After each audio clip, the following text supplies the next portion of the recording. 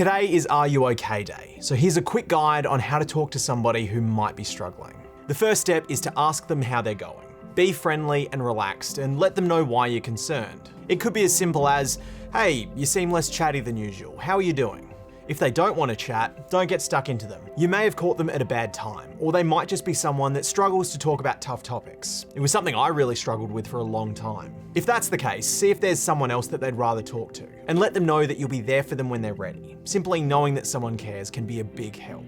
Step number 2, listen with an open mind. Take what they say seriously, and be patient. Don't rush or interrupt them. Try not to judge their experiences or reactions either. Instead, acknowledge that things seem tough for them.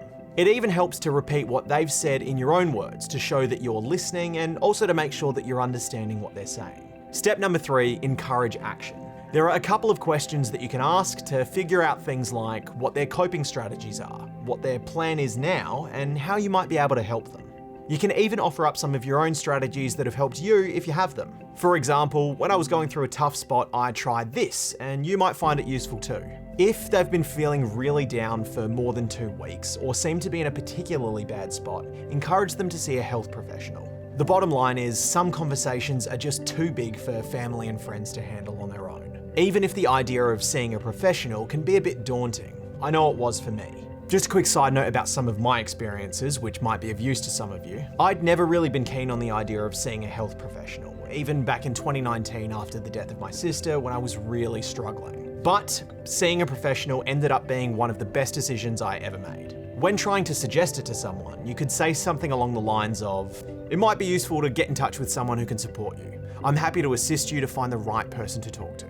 Even if they don't find the right person straight away, that's okay. It took me a couple of tries before I found somebody that I was comfortable with. Step number 4, check in.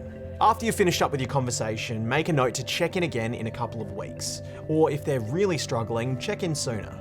When you catch up again, see if they've found a better way to deal with what's going on. And if they haven't done anything, again, don't judge them. They may just need someone to listen to them for the moment. The key thing is to keep in touch and be there for them. Like I said before, genuine care and concern can make a real difference. So feel free to share this with a friend who might find these tips useful, or head to the Are You OK website for more details. And if you or anyone you know needs help, here are some numbers that you can call.